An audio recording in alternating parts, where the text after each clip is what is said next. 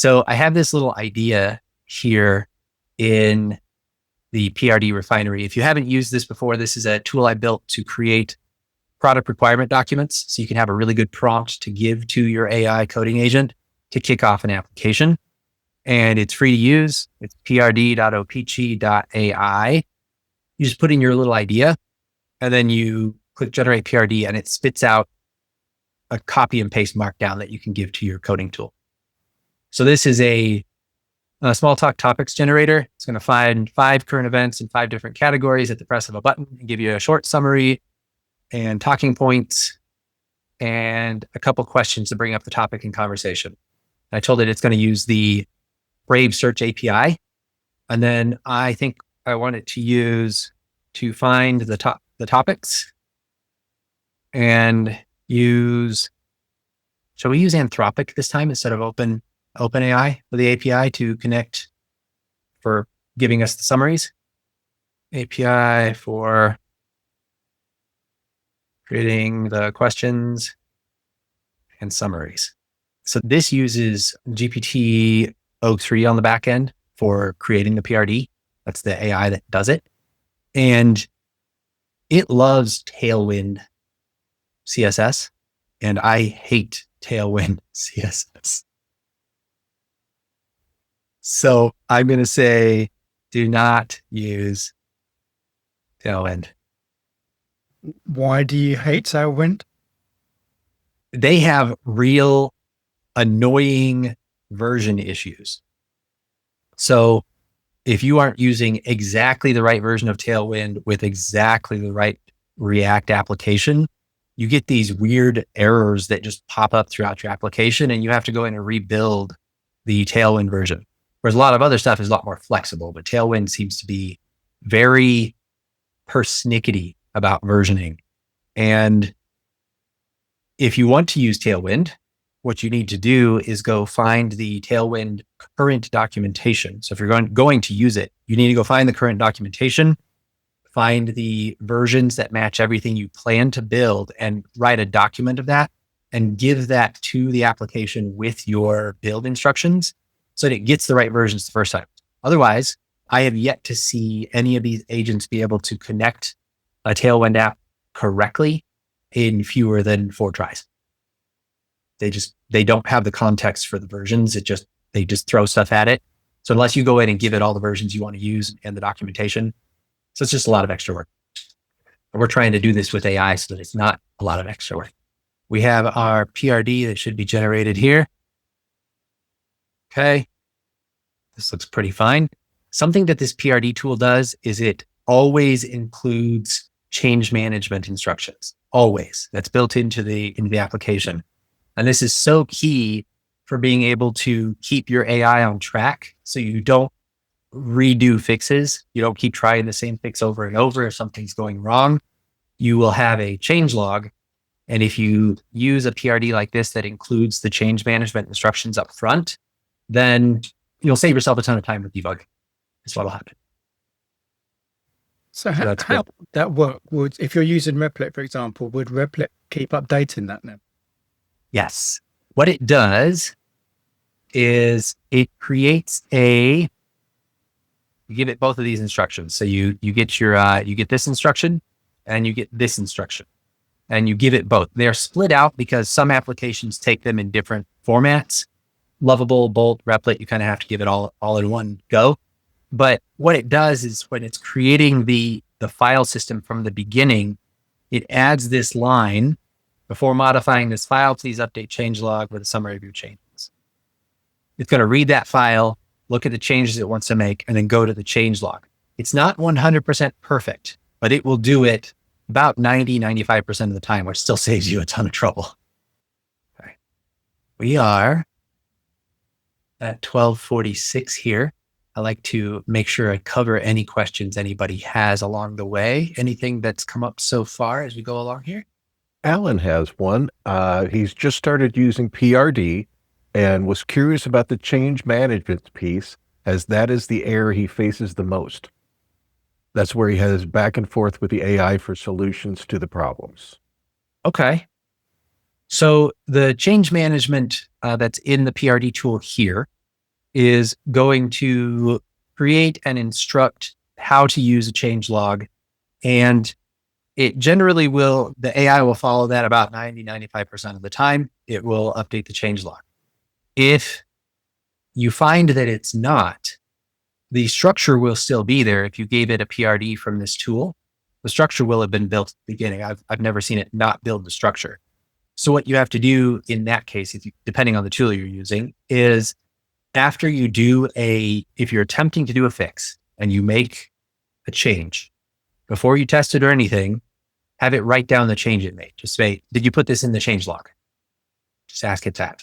Have it put it in the change log. Then do your test.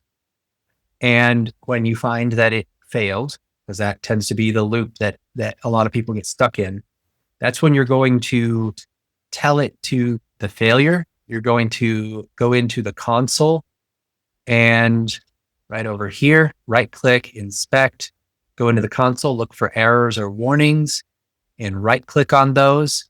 All right. You're going to right click on the error and warning and copy this console. So you're going to say, I tested it. It failed. Here's the console log.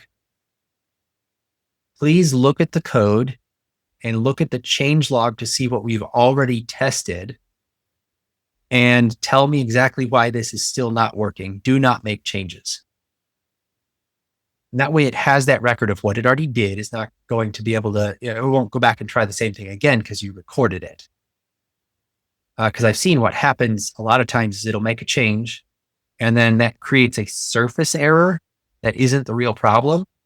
And so when you tell it it's not working, then it goes back and undoes that change, but it just reverts you back to where you were, basically, maybe with a slight variation, but basically where you were.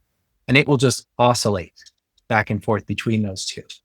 So using the change log to record the change, using these console logs and telling it to read all the files, read the errors, and not make changes is how you break that loop and get back to a functional set of changes.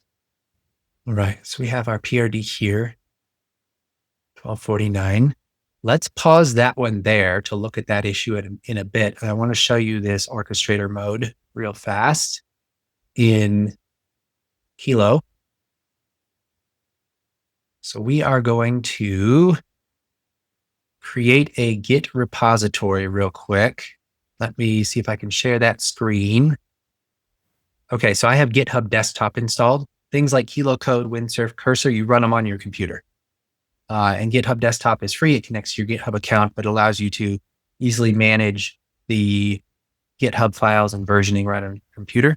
So this app is the Smalltalk generator. We're going to put that in here. We're going to create a repository and we're going to publish that. I like to keep the code private. Make sure you check that box if it's not already checked. That way your code stays with you. All right, that's in place. Now we're going to switch screens over to this Kilo and share. All right, we're going to open that repository that we just got, that we just created. You find it here, Smalltalk generator. Okay. So now we have our repository opened. We can see here in GitHub that we have our initial commit that I just did there on the screen where I saved it. I said this is created. Now we're going to go over here to Kilo and we're going to change it to orchestrator right here. Now there is a fun little prompt that I like to start with. Please use the instructions below to start building this app. Make sure to create your .kilo code rules about how this should be structured and managed. Okay, so that's a fun little prompt. Then we're going to copy in both pieces of that PRD. So we're going to do the first piece and we're going to do the second piece. Go that. Paste that here. Now, orchestrator will generally ask us questions. after it reads the first bit. This is that context window. So it's using Claude 3.7. That's what I have it set up to use down here, 3.7 Sonnet through Open Router. And it has the send and receive context window that it keeps track of for this conversation. And then it shows you exactly what you're spending on credits while you're building. So here what it's done is it has asked, see how it switched to architect mode? It asked the architect to create this application outline. So we're going to go and say, and ask us questions. Let's just do, should we do light colors or dark themed? I like light colors, so I'm gonna go with that. Okay. That's the PRD tool. It's free to use. Okay, cool. Hey, you Googled it. That means it's indexed. That's awesome. I like it.